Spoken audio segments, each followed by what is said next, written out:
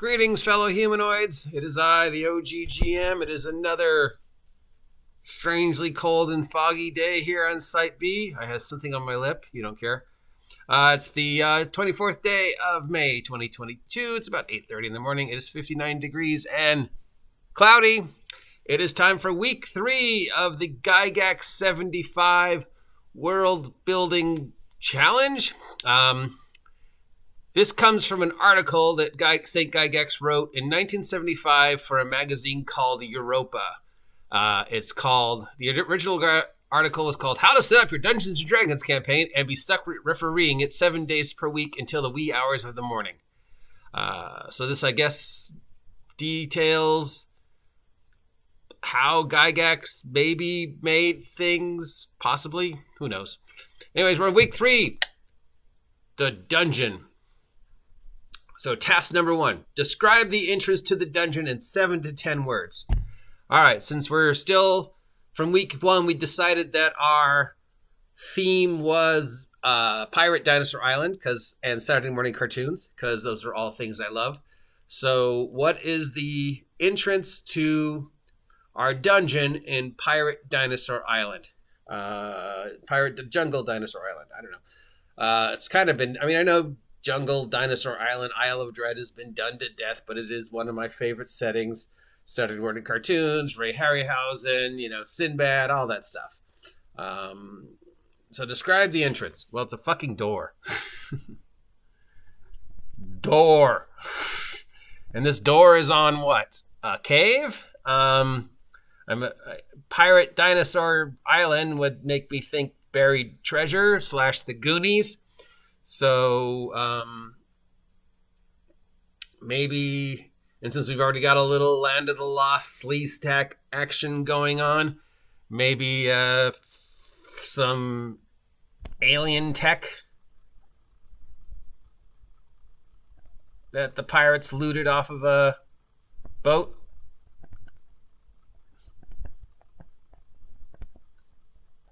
Off of a spaceship without knowing what. I'm writing this down.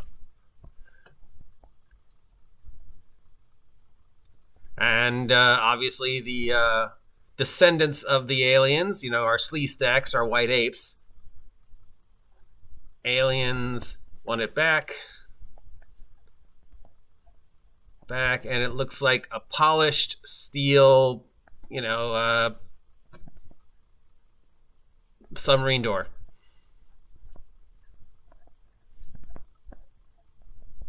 So there we go. There's a door. We got a roundish looking door with one of those spinny things in the middle that you see on like old World War II submarines.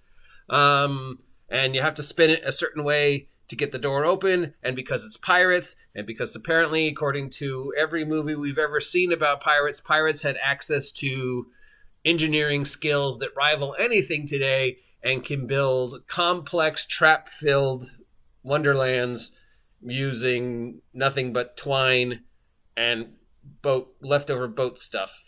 And yet somehow, if Goonies are led to believe in every other movie we've ever seen about buried pirate treasure, these guys could invent the shit out of anything. They gave the professor on Gilligan's Island a run for his money. So yeah, we've got this round door with the spinny thing. It's polished, looks like the polished steel. All right, so that's our door. All right, step 2, set aside at least one page of your journal for a point-to-point map. This is a simple map with circles connected to lines, passages. Don't worry about representation at this point. Just draw a bunch of connected bubbles and label them. So this is, what they're talking about. So you get your piece of paper and you're just like, all right, blah, and then blah, and then, oh, no, this one's blah, and why am I using a pink pen? You can't see that. So point-to-point map.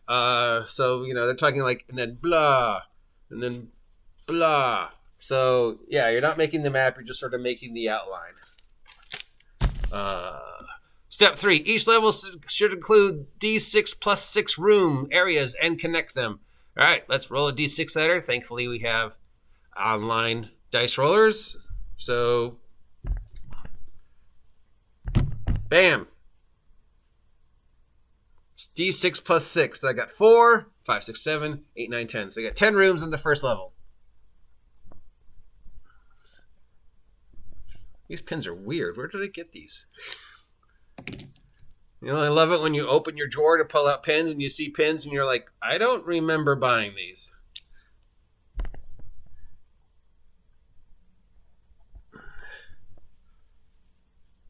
Include D3 plus 1 ways up and down. I wrote D3. 2. All right. 2 ways up, down. Come up with 3 themes per level. Roll a D3 plus 2 for each generated budget. Example themes: Tomb Raiders, spiders, machines, fountains, and pools, or fungi. As you stock the dungeon, you will spend your budget to incorporate references to the themes via art, ornamentation, creatures, sensory details. It's okay for the theme to split over into the level above or below. Okay, I like this idea. I don't know if I've seen this before. All right, this is basically saying how much money do I have to spend on each room, and then using that money can buy things to fill the room, which I guess kind of makes sense. Weird that I've never seen this before. Yeah. All right. So D3 plus 2. Let's say 2 plus 4. So we got 4 gold for each. Well, I guess 400 gold, or just 4 build points. It doesn't say what the budget is. A DC3 plus 2 doesn't give us much of a budget. If that's just 3 gold pieces, or is it like each room has 3 build points or 300 gold pieces? I don't understand. I'm gonna budget 300 GP per room, or 3 points room. I'm not sure which that means.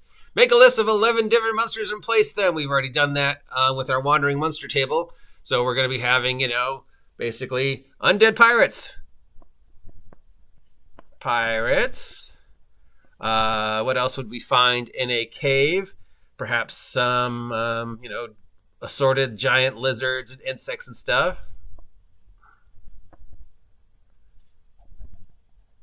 A few dinosaurs maybe that have burrowed in there. Some other things that are using, an interesting thing about like caves and burrows that you don't think about is how many animals will use the same cave. You think like, oh, the bear's in the cave and there's going to be nothing else in the cave. But really, if you watch nature documentaries about like, caves and animals that hibernate or dig tunnels, those are like social meccas, and like tons of different animals will use that same cave or use that badger's burrow or whatever. So you could explain why you might find things that don't really fit together because, slimes. And there's no such thing as a sealed. Even today with the super technologically clean rooms that supposedly are sealed to everything, they still find every now and then that some fungus has worked its way in, or a mouse or a rat has somehow get in, because, mice can get everywhere. So we got to put mice in there, rats. And some fungus and bats. It's a cave. We got to have bats, of course, and some traps, because apparently, as we discussed, dinosaurs have the ability to make traps. I'm sorry, did I say dinosaurs? Yes, dinosaurs. Dinosaurs have the ability to make pirates, according to the logic of every pirate movie we've seen, have the ability to make unbelievably complex traps and tricks where you like pull a lever and there's gears and a water wheel and a cannonball, and you're like, really? You had that level of technology? Spread D6 features throughout the dungeon. So we've got 4 features, and features include things like traps, puzzles, unusual objects like a talking door. For each room area, note whether there is treasure. So, is there treasure in our rooms? 1, 2, 3, yes, treasure. 4 through 6, no treasure. And then we're going to roll that 10 times to see how many yeses and nos we get. And of course, then we got to figure out what the treasure is, and it's based upon this budget, I guess we have. And then spend the rest of the time coming up with smaller details, unusual smells, weird lighting, odd stonework, statues, or other decorative stuff. So this is what we've got so far. Our door, which is made about alien tech, with the pirates looted off of a crashed spaceship. The aliens want all the technology they stole back. The door looks like a polished submarine door. We've got 10 rooms on the first level, 2 ways down or up. We have a 3-point budget for each room. So basically, we can have 3 things in each room. Our typical monsters we're going to find rolling around here are undead pirates, giant lizards, insects, dinosaurs, slimes, rats, fungus, bats, some traps, maybe some tomb robbers. Oh, and aliens. There are 4 big features in here. 4 big, iconic features. We have 10 rooms to decide which just do not have treasure.